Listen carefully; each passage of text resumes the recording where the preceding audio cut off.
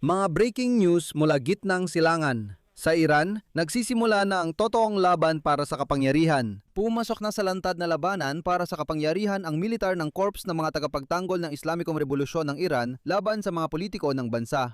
At ang alitang ito ang pumipigil sa pagpirma ng kasunduang pangkapayapaan sa Estados Unidos ng Amerika.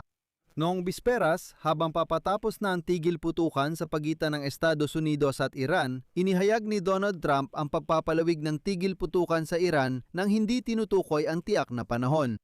Ipinaliwanag lang ni Trump na binibigyan niya ng maikling panahon ang mga nag-aaway na pampulitikang paksyon sa Iran para magkaisa sa isang malinaw na kontraalok kung hindi ay matatapos na ang pinalawig niyang tigil putukan na inanunsyo niya noong Martes. Sabi ng mga tagaloob, may 35 araw pa bago magpasya si Trump kung pipirmahan niya ang kasunduan. Ang punto ay hindi magkasundo ang mga politiko at mga mandirigma ng korps ng mga tagapagtanggol ng Islamikong Revolusyon sa loob ng Iran kung sa anong mga kondisyon nila gustong tapusin ang digmaan. Ipinapahiwatig nito ang simula ng pag-aaklas ng korps ng mga tagapagtanggol ng Islamikong Revolusyon laban sa mga diplomat at politiko na halos pumayag sa kasunduan sa Estados Unidos. At ngayon, pati ang mga militar ay tumigil na, at ang mga desisyong ginagawa ng pamahalaan ng Iran. Меня зовут Алексей Пичи, давайте вместе обсудим эту тему, но прежде чем мы начнем, попрошу вас, подпишитесь на этот канал, поставьте лайк выпуску и напишите любой ваш комментарий под видео. Кроме того, подписывайтесь на мой телеграм-канал Пичи News, ссылка на него в описании к этому видео.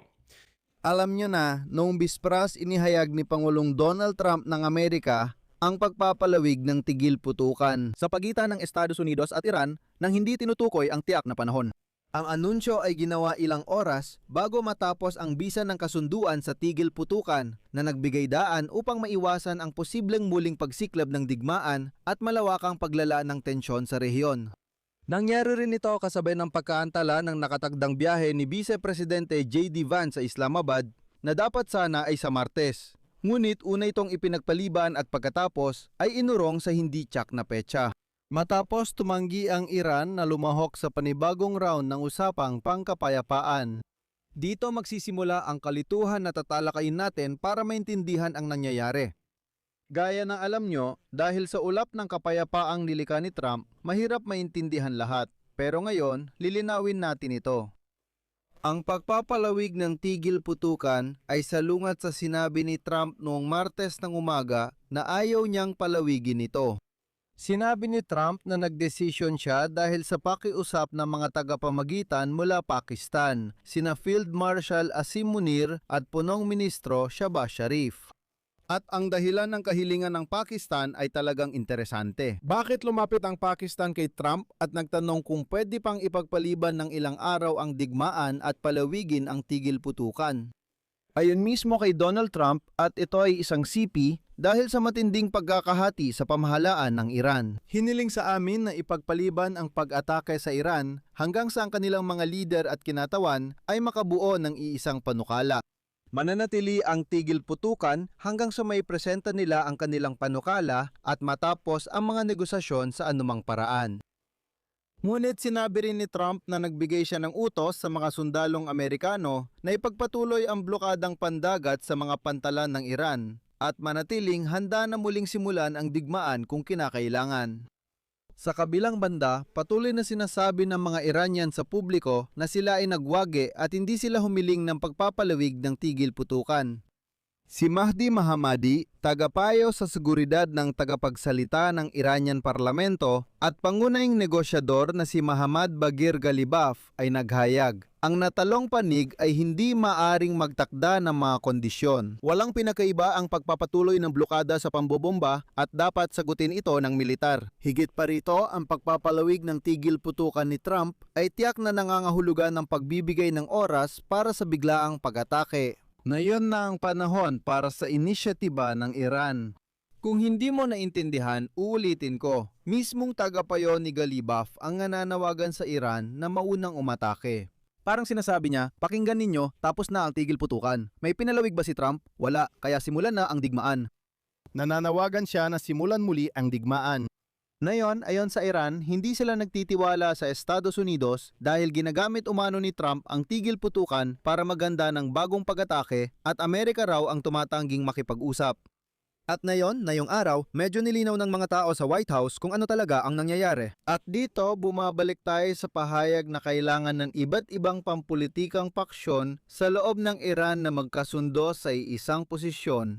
Matapos ang negosasyon ng mga Iranian na tila pumayag sila sa kasunduan ng Amerika, bigla nilang tinanggihan ng alok, ngunit hindi rin sila nagbigay ng sarili nilang panukala. Ibig sabihin, sige, kung tinatanggihan mo, magmungkahi ka naman. Pero ang mga Iranian ngayon, ewan kung bakit, nitong mga nakaraang araw ay tumatanggi sila pero wala naman silang iniaalok na kahit ano. Napakasimple lang. Hindi magkasundo ang mga politiko at diplomat sa isang banda at ang mga mandirigma ng Islamic Revolutionary Guard Corps ng Iran sa kabila. At ang bagong Ayatollah Khamenei ay tuluyan ng nawala kung saan. Tinitiyak ng White House ang kahandaang pumirma ng kasunduang pangkapayapaan pero nag-aalala silang baka nasobrahan sila. Sa Tehran, maaring walang may kapangyarihang pumirma ng kasunduang pangkapayapaan at nuklear.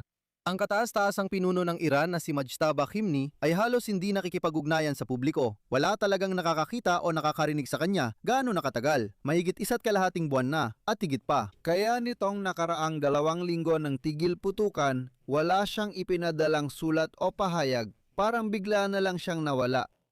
Nagkakaroon na ng lantad na hindi pagkakasundo ang mga general ng Islamic Revolutionary Guard Corps na siyang ang kumokontrol sa bansa at mga sibilyang negosyador ng Iran tungkol sa estratehikong issue ng nukleyar.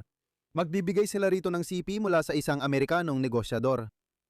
Nakita namin na mayroong ganap na pagkakahati sa loob ng Iran. Ang mga negosyador at militar, wala ni isa sa mga panig ang may access kay kataas-taasang pinuno Khamenei na hindi man lang sumasagot sa kanilang mga kahilingan. Ngayon ay nalaman na natin na ang mga unang hindi pagkakaunawaan ay napansin na sa loob ng Tehran pagkatapos pa lang ng unang yugto ng negosasyon 2 linggo nang nakalipas.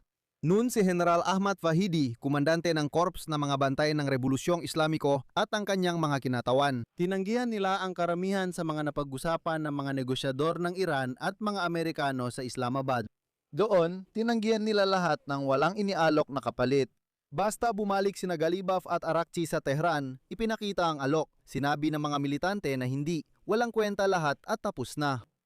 Pero naging lubos na malinaw ang pagkakahati noong nakaraang Biyernes. Nang sinabi ni Ministro Abbas Arakchi na muling bubuksan ang Hormuz Strait, natatanda ninyo yon. Hayagang tumanggi ang korps ng mga bantay ng Rebolusyong Islamiko na sundin ang desisyong yon at nagsimulang hayagang umatake sa mga oil tanker. Kinabukasan, muling inanunsyo ng mga Iranian ang pagsasara ng kipot. Sa mga sumunod na araw, hindi nagbigay ang Iran ng anumang makabuluhang tugon sa huling alok ng Estados Unidos. At sa kabuuan, tumanggi rin silang kumpirmahin ang kahandaang makipag-usap para sa ikalawang round ng negosasyon sa Pakistan. Sabi ng mga eksperto, bahagi lang ang pagkakahati. Nabuo ang balita matapos patayin ni Israel si Ali Larijani noong Marso, dating kalihim ng mataas na konseho para sa pambansang seguridad ng Iran. Si Larijani ay may autoridad at impluensyang pampulitika na kinakailangan upang matiyak ang pagkakaisa ng mga kilos sa loob ng Iran.